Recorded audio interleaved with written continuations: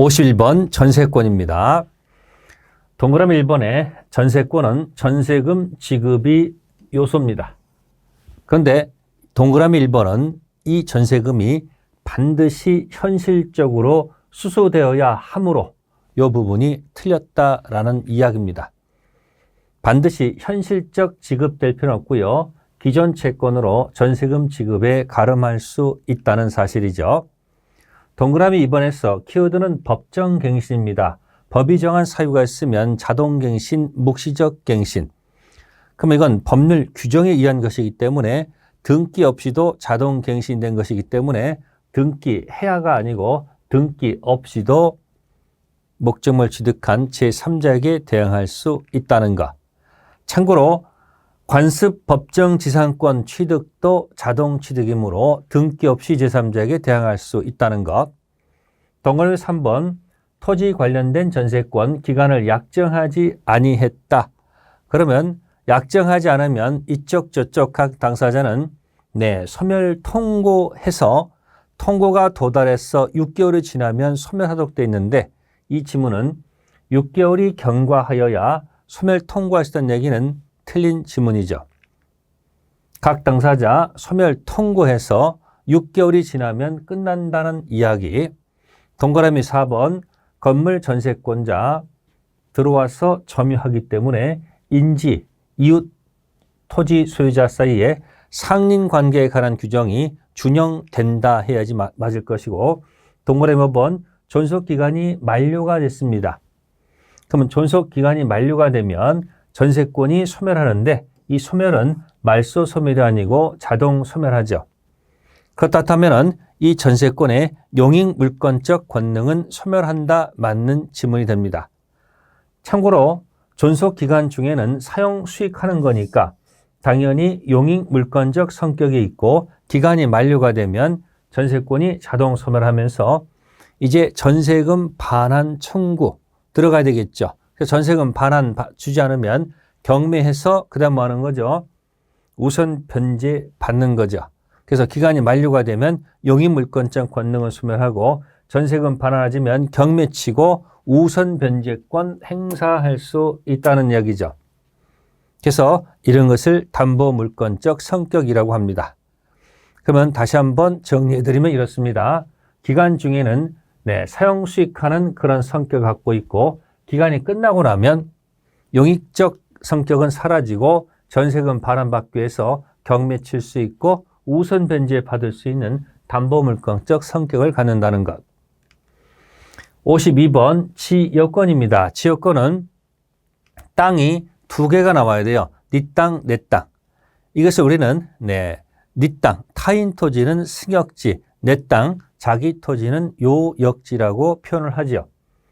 동그라미 1번에 지상권자, 그 토지 빌려서 그 토지를 사용하는 사람이니까 불법 점유자는 아니죠.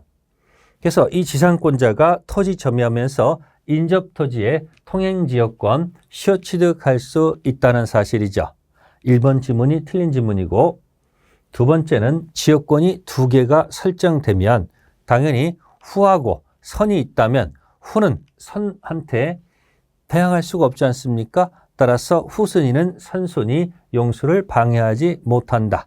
맞는 지문이고 동그라미 3번은 지역권은 종이라고 생각하시면 돼요. 자기 토지 요역지가 주고 지역권이 종. 따라서 종된 지역권은 주된 요역지와 분리해서 양도하거나 다른 권리의 목적으로 하지 못한다. 동그라미 4번 요역지가 여러 사람 공유라고 되어 있습니다. 그중 한 사람이 소멸시효 정지를 시키거나 소멸시효 중단시키게 되면 다른 사람한테도 그 효력이 뭐한다? 있다는 사실이죠. 동그라미 5번 공유자 1위는 자신의 지분에 관해서 그 토지를 위한 지역권 소멸케 해서는 안 됩니다. 취득은 쉽게 소멸은 어렵게. 띄워볼까요? 지상권자는 토지 적법 점유자. 따라서 인접한 토지 통행지역권 시효취득할 수 있다. 다음 문제. 점유자하고 회복자 이야기입니다. 이것도 잘 정리를 해 두시면 좋아요. 그러면 이 점유자, 회복자가 점유자한테 점유를 내놔라. 반환을 청구할 때 점유자가 점유하면서 취득한 과실 돌려줄까 그냥 가져갈까. 또 멸실훼손에 관한 문제, 비용상환청구 문제가 쭉 연결됩니다. 동그라미 1번 선의의 점유자는 과실 취득하도록 되어 있습니다. 동그라미 2번 점유자가 점유물 반환 청구권, 점유 내놔 청구권 행사할 때 그 침탈된 날로부터 점유물 반환은 침탈을 가지고 놉니다. 침탈이 아니면 점유물 반환 청구권 못 들어갑니다. 침탈당한 날로부터 1년 내 행사하도록 되어 있다는 것. 동그라미 3번 점유자가 필요비라고 되어 있습니다. 조심하셔야 됩니다. 이 가액증가 현저는 필요비가 아닙니다. 그래서 필요비하고 유익비를 구별하는 습관을 가지셔야 됩니다. 가액증가 현저는 필요비가 아니고 뭐다? 유익비. 그래서 3번 지문이 틀렸다. 동그라미 4번 방해받을 염려가 있다. 그러면 예방청구권 들어가는데 이 동그라미 4번에서 주의할 때가 어디냐면 방해 예방 그리고 이 또는 영어로 오하죠. 그 다음에 손해배상의 담보. 그러면 앞에 거 뒤에 거 함께 그리고 및 청구할 수 있는 것이 아니고 둘 중 하나를 선택해서 청구할 수 있다는 것. 가끔 여기 및 또한 함께 이런 지문이 들어가면 틀린 겁니다. 또는 동그라미 5번 점유물 점유자 책임 있는 사유로 멸실했습니다. 이때 소유 의사가 없는 점유자라고 되어 있어요. 그냥 타주 점유자다 이렇게 출제하는 경우도 있고 이렇게 풀어서 소유 의사가 없는 점유자. 타주는 선의 악의 관계없이 손해 전부 배상해야 된다는 거죠. 띄우겠습니다. 가액증가 현저는 필요비가 아니고 유익비라는 것. 54번 점유권에 관한 설명으로 틀린 것. 동그라미 1번은 점유권에 기인한 소를 제기합니다. 그러면 점유에 관한 소를 제기하면 점유권 유무 가지고 재판하는 것이지 본권 유무 가지고 재판하는 것은 아니죠. 따라서 본권에 관한 이유로 재판할 수는 있다가 아니고 없다 해야지 논리가 맞겠죠. 동그라미 1번 틀렸습니다. 뒤집어서 본권의 소를 제기하면 본권 유무 가지고 재판한다. 띄워봅니다. 점유에 관한 소는 뭐 가지고 재판한다? 점유권 가지고 재판하고 본권의 소를 제기하면 본권 가지고 재판한다.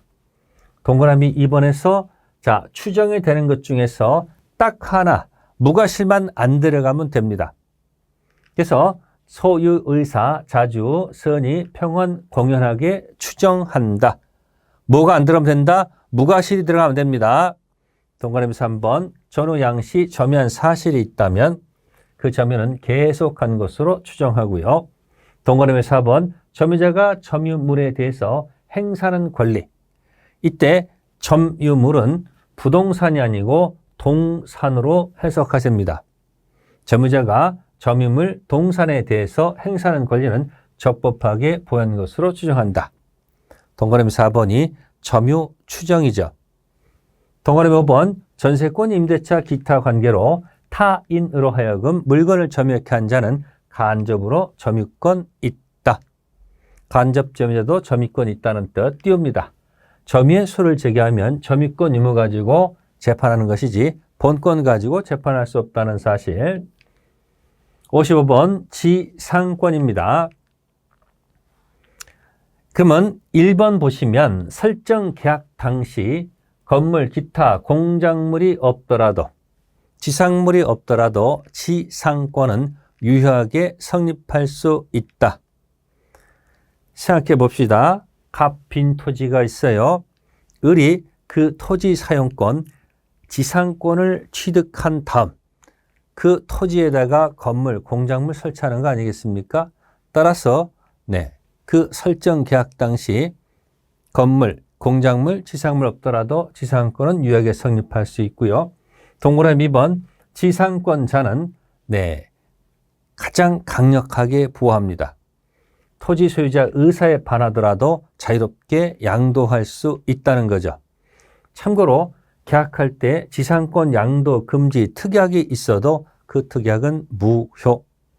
동그라미 3번 지상공간 허공의 상하 범위를 정해서 공작물, 케이블 같은 경우 있겠죠. 지상권 목적으로 할 수가 있죠. 이게 구분 지상권의 목적으로 할 수 있다는 것. 동그라미 4번 지상권이 저당권의 목적. 이 토지 사용권을 획득하면 견관 건물 같은 경우는 30년 보장을 받죠. 그러면 30년 동안 그 토지 사용 가치를 파악해서 은행에서 담보 대출해 줄 수 있습니다. 그러면 이 지상권이 권리가 저당권의 목적인데 지상권자가 만약에 치료 연체하는 경우도 있겠죠. 그러면 토지 소유자 설정자 입장에서는 그 지상권이 저당권이 목적이든 아니든 치료 연체를 가지고 소멸 청구할 수 있죠. 그렇죠? 그러면 이걸 다시 저당권자에게 뭐 하면 통지하면 여기 지금 즉시란 말이 있거든요. 그럼 한번 설명해 볼까요? 갑소유권, 을지상권, 이 지상권이 병의 저당권이 목적이 되어 있다. 그런데 을이 치료 2년 연체했다면 갑 입장에서는 을한테 소멸 청구할 수밖에 없죠. 그 다음에 이 소멸 청구한 내용을 가지고 다시 누구한테? 네, 저당권자에게 뭐 한다? 다시 또 알리는 겁니다. 다시 통지해야 되는데 법조문에서는 상당한 기간이 경과함으로써 효력이 생긴다 이렇게 규정이 되어 있거든요. 근데 요 동그라미 4번에서는 즉시라고 되어 있단 말이에요. 그래서 요거 즉시 때문에 이 지문이 틀렸다라는 이야기죠.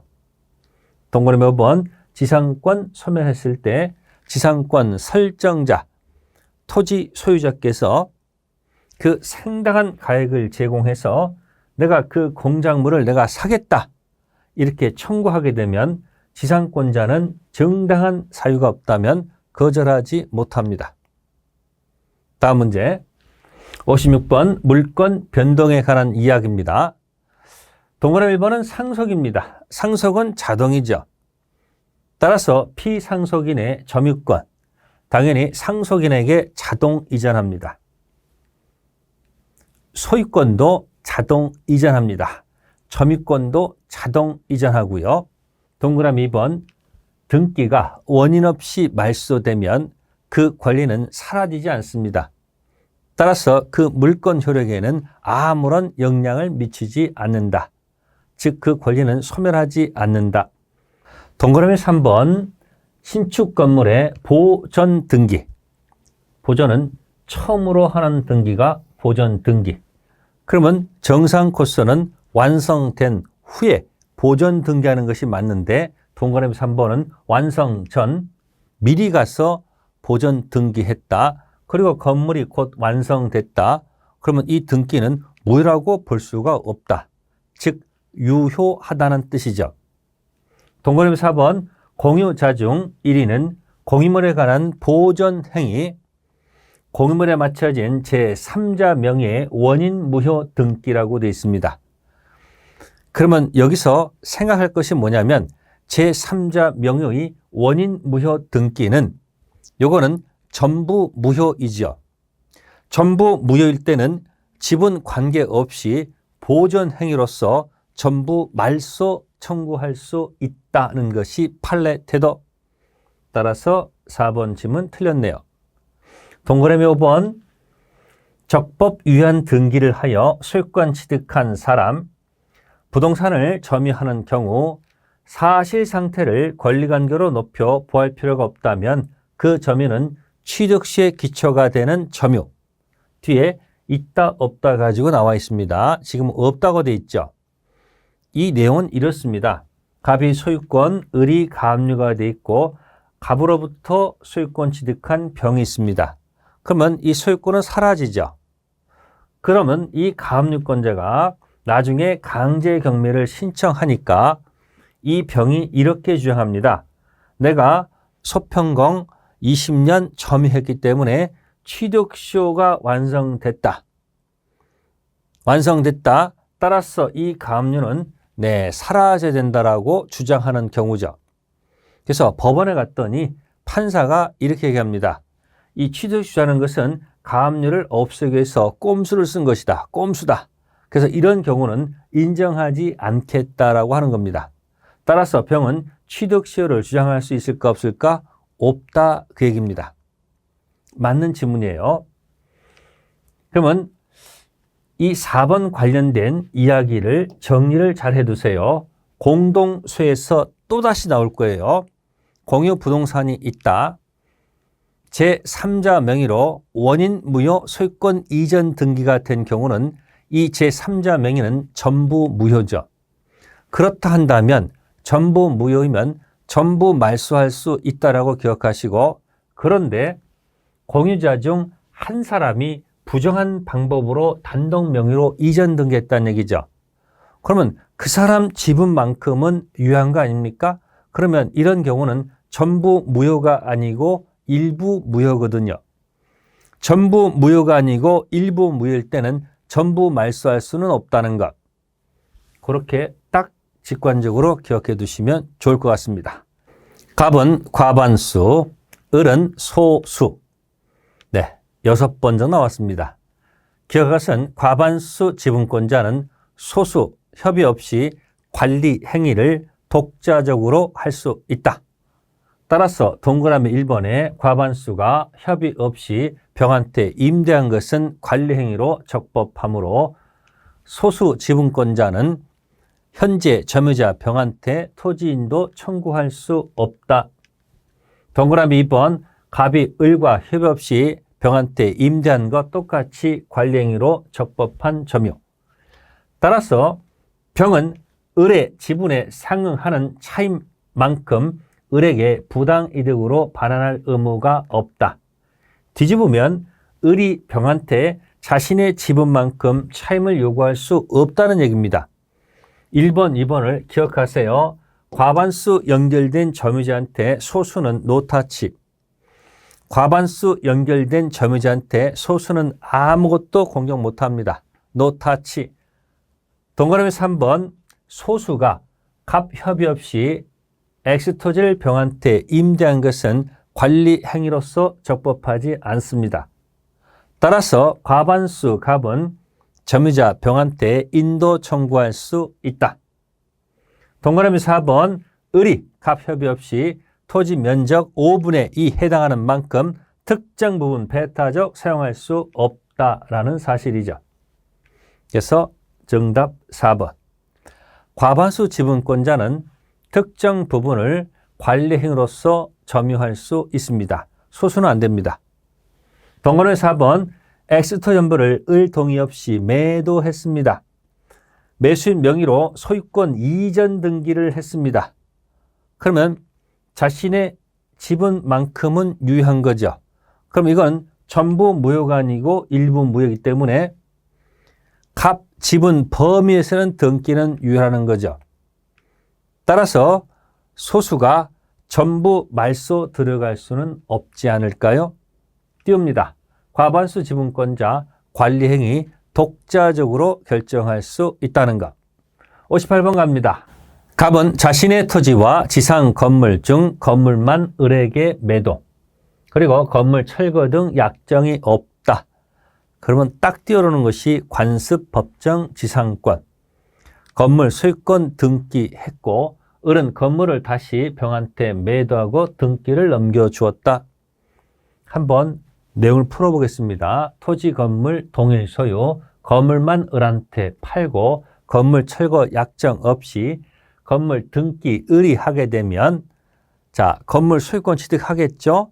그와 동시에 보시면 관습 법지를 등기 없이 자동으로 취득한다는 얘기예요. 그런데 을이 다시 건물을 병한테 매매했다라는 얘기죠. 그래서 병이 다시 등기했다는 이야기입니다. 이 상태만 놓고서 지문이 연결되는 겁니다. 동그라미 1번 을은 관습법지를 등기 없이 자동 취득한다. 나와 있는 이야기고, 동그라미 2번 갑은 병에게 토지 사용에 대한 부당이득 반환 청구할 수 있다. 토지 소유자죠. 그러면 이 경은 을의 법정 지상권을 대위 청구할 수가 있습니다.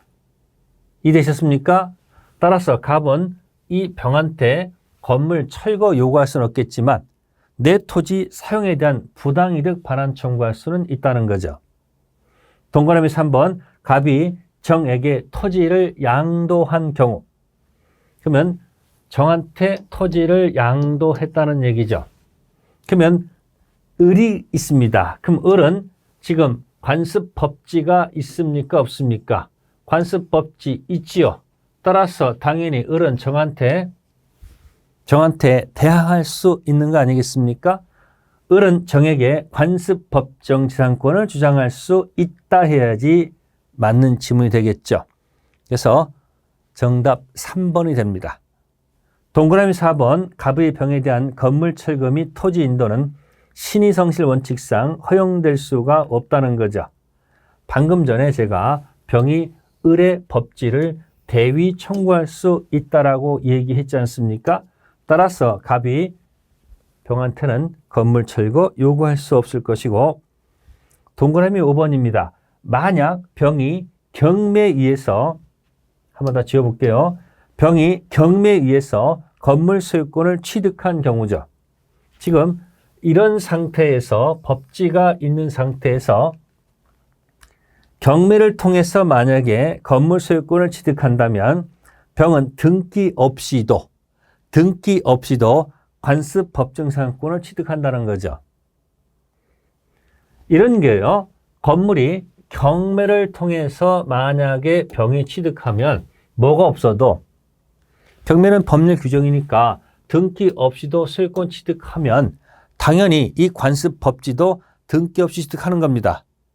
그런데 여기서 이게 보세요. 경매가 아니고 매매가 된다면, 매매는 법률 행위니까 등기해야 소유권 취득하고 토지 관련 법정상권도 등기해야 취득한다는 거예요. 없이가 아니고 해야 취득한다는 이야기죠. 그 차이점을 생각해 보셔야 됩니다. 59번 부합 3번 정도 나왔습니다. 기억은 지상권자가 지상권에 기해서 토지에 부속시킨 물건은 당연히 지상권자 소유가 됩니다. 맞는 지문. 디귿 적법한 권한 없이 타인 토지에 나무를 심었네요. 무단식재.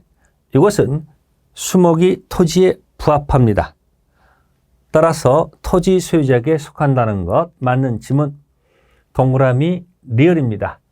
임차인이 권원에 기해서 중축한 부분. 여기까지는 문제가 없습니다. 근데 그 부분이 구조상, 이용상 독립성이 없다. 이 뜻은 구분소의 대상이 안 되면 기존 건물에 부합할 수밖에 없다는 얘기죠. 그러면 이 부합물은 임차인께 아니고 임대인 소유에 속한다. 그래서 정답은 3번. 이 부합 관련돼서는 3종 무단 세트를 늘 기억하세요. 3종 무단 세트, 무단 식재, 무단 경작, 무단 신축 순서대로 기억하세요. 무단 식재는 부합합니다.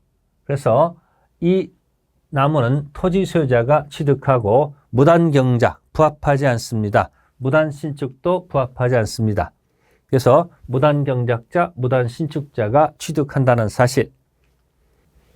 60번 저당권 매해 나오는 문제. 그럼 저당권 나올 때는 부동산 담보 대출을 기억하시면 대출, 채권, 부동산 담보가 저당권, 주, 종 관계에 들어갑니다. 동그라미 번은 지상권입니다. 지상권은 토지 사용이죠. 30년 만약에 토지 사용권을 확보했다면 그 토지 사용 가치를 파악해서 저당권 객체가 될 수 있다는 거죠.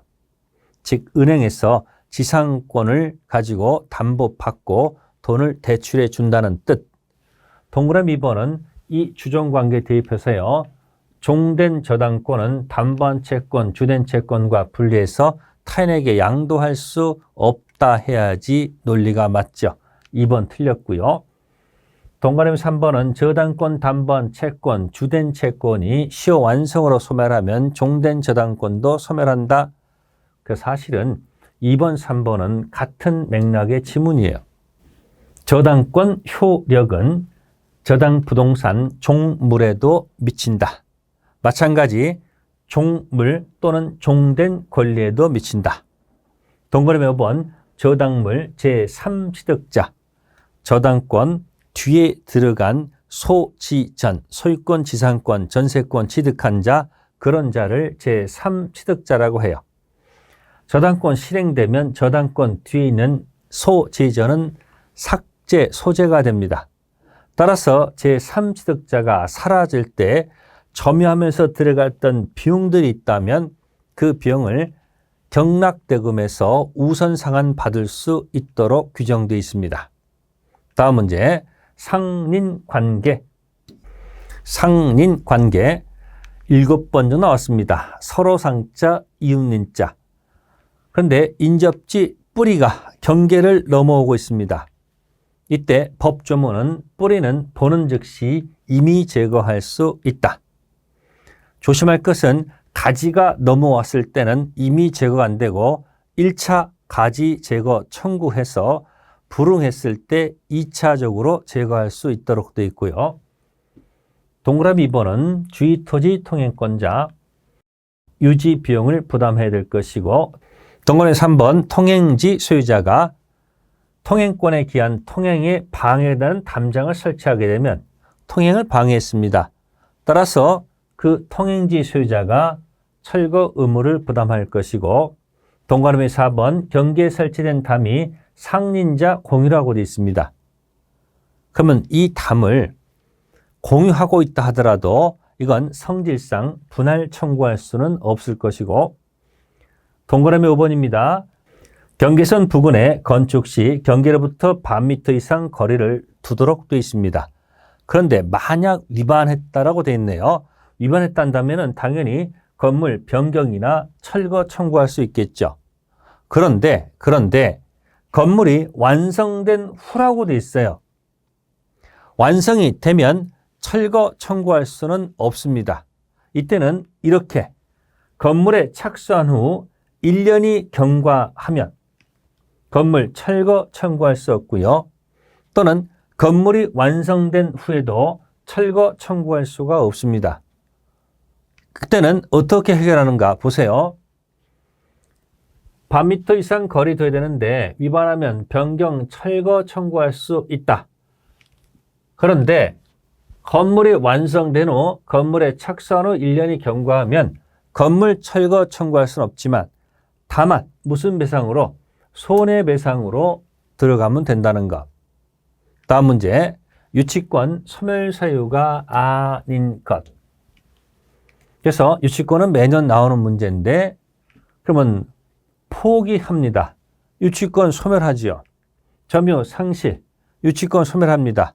점유하면서 물건 관련 채권 때문에 유치권 들어가는 거니까 점유가 생명이죠. 전부가 멸실하면 당연히 유치권 소멸합니다. 피담보 주된 채권이 소멸해도 당연히 소멸합니다. 동그라미 5번 소유자 목적물 양도하더라도 유치권은 소멸하지 않습니다. 유치권은 물권, 소유자가 바뀌어도 여전히 유치권 행사할 수가 있다는 뜻이죠. 조금 상세히 설명드리면 다음과 같습니다. 갑, 소유권, 을, 점유채권, 유치권. 점유하다가 물건 관련 채권 때문에 유치권 행사 중. 그런데 갑이 소유권을 양도했을 때 양도하더라도 유치권 병한테 행사할 수 있지 않습니까? 따라서 을의 유치권은 소멸한다, 소멸하지 않는다, 소멸하지 않습니다. 다음 문제, 후순위 근저당권자의 신청으로 경매가 이루어졌을 때 확정되지 않는 선순위 근저당권의 피담보 채권 확정되는 시기, 근저당 5번도 나왔습니다. 이걸 쭉 풀어드리면 다음과 같습니다. 채권 최고의 후순위 근저당이 있다. 그래서 경매를 신청해서 경락인이 경락대금을 완납하겠죠. 그러면 후순위 위에 있는 선순위 채권 최고액이 있었다는 얘기죠. 그러면 이 선순위의 채무 확정은 언제냐? 경매 신청 시냐, 매각대금 완납 시냐 하는 문제예요. 그래서 판례는 선순위는 매각대금을 완납했을 때 채무 확정되면서 저당권으로 바뀐다는 이야기예요. 그래서 정답은 매각대금 완납시입니다. 이걸 이렇게 한번 기억하면 어떡할까요? 금강산도 19경 그럼 선납하세요. 이게 무슨 얘기냐? 후순위가 경매 신청 시 선순위는 매각대금 완납 시 확정된다. 금강산도 19경 후순위가 경매 신청하면 선순위는 매각대금 완납, 선납하세요로 기억해 두시면 될 것 같습니다. 64번. 갑은 을과의 계약에 따라 을서의 구분 건물 201호, 202호 전체를 수리합니다. 그러면 이 전체를 점유하면 좋은데 이 중 201호만 점유하고 있다 돼 있네요. 그림 그려드리면 201호는 3천의 공사대금 채권, 202호는 공사대금이 5천 나왔다고 가정합시다. 그럼 총 금액은 8천이죠. 이 8천 가지고 전체를 점유한 것이 아니고 201호만 점유하고 있다고 돼 있죠. 그러면 이 점유하고 있는 여기만 유치권이 있는 거지 202호는 뭘 하지 않기 때문에 여긴 점유하지 않기 때문에 여기는 유치권이 없다는 그런 뜻이에요. 유치권 매해 나오는 문제입니다. 그래서 유치권의 공식을 기억하세요. 점유, 채권, 유치권. 타인의 물건을 점유하다가 채권, 유치권 들어가는 거예요. 그러면 1번 갑의 유치권은 을 소유 구분 건물 201호, 202호 전체 공사대금을 채권으로 해서 성립한다. 맞는 지문입니다. 바로 1번이에요. 근데 동그라미 2번 보세요. 갑은 201호, 202호 전체에 대해서 유치권 경매를 신청할 수 있다고 돼 있죠. 그러면 전체를 유치권 가지고 경매 신청할 수는 없습니다. 이유는 201호만 유치권 행사하기 때문에 경매는 201호만 해야 되는 거지 전체 하면 안 된다는 거예요. 왜? 유치권은 201호만 있으니까 요것만 경매치지 이건 경매하면 안 되죠. 근데 201호 경매하는 건 좋은데 여기에서 우선 변제 받을 수는 없습니다. 유치권자는 경매권은 있어도 뭐가 없다? 우선 변제권 없어요. 그럼 연결되면 물상대위도 행사할 수가 없다는 거죠. 동그라미 3번 갑이 을의 승낙 없이 201호를 임대하게 되면 당연히 이 임대는 잘못된 거죠. 동의 맡아야 됩니다. 따라서 을은 유치권 소멸을 청구할 수 있다. 동그라미 5번 갑이 을의 승낙 없이 201호를 병한테 임대했습니다. 따라서 병은 을에 대해서 임대차 효력을 주장할 수는 없다는 거죠.